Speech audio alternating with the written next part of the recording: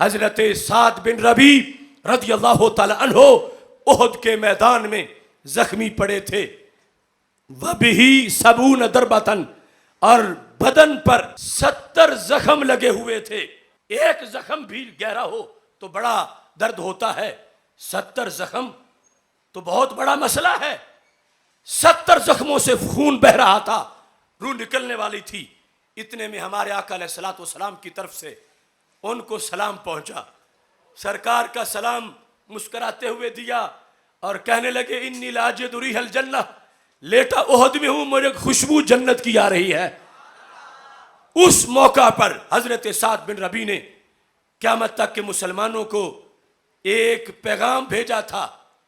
اس میں یہ لفظ ہے، وہ پیغام پڑھا تھا ممتاز حسین قادری نے، وہ پیغام پڑھا تھا علم الدین شہید نے، وہ پڑھا تھا غازی مرید حسین نے، وہ پڑھا تھا غازی عبد القیوم نے، وہ پڑھا تھا غازی عامر عبد الرحمن نے. اور وہ آج بھی عاشقوں کے سینوں میں وہی حرارت رکھتا ہے. کہنے لگے لا عذر لکم یوم القیامہ ان خلصا الی رسول اللہ مکروہا ومنکم عین تطرف.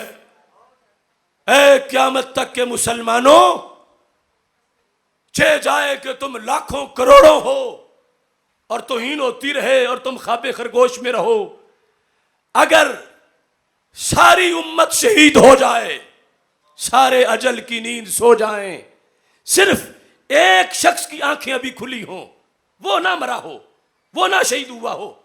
حضرت سعد نے کہا صرف ایک بندے کی آنکھیں کھلی رہ جائیں کہ وہ زندہ ہے، باقی کی بند ہو گئی ہیں شہادت کی وجہ سے، اس کے ہوتے ہوئے اگر توہین رسالت ہو گئی اور وہ کوئی کردار ادا نہ کر سکا تو قیامت کے دن بخشا نہیں جائے گا.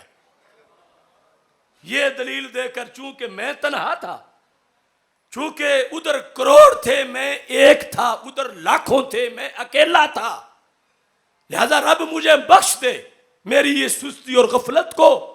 تو سعد بن ربی کا یہ فیصلہ تھا، جس کے بعد ان کی روح پرواز کر گئی.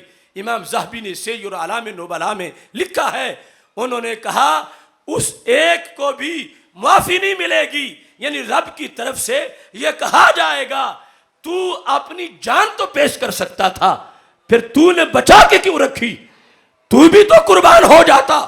تو اگر ایک عاشق سے بھی بات پوچھی جائے گی کہ تو نے کیا کیا، تو نے جان بچا کے کیوں رکھی، تو اس وقت تو 2 ارب مسلمان ہیں، کیا ہم سے نہیں پوچھا جائے گا کہ روزانہ ویسٹ میں ایسا کیوں ہو رہا ہے، روزانہ یورپ نے یہ مذاق کیوں بنا رکھا ہے، ان کے گماشتے تمہارے اندر ایسا کھیل تمہارے ملک میں کیوں کھیل رہے ہیں.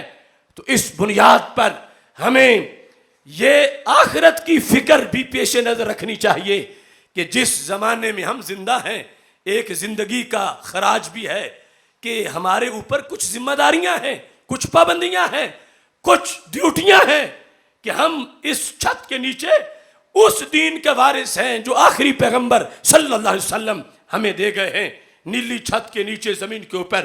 لہٰذا ہماری ذمہ داریاں اس انداز میں موجود ہیں اور ان کے پیش نظر ہم نے اپنی آخری سانس تک اس مشن سے وفا کرنی ہے.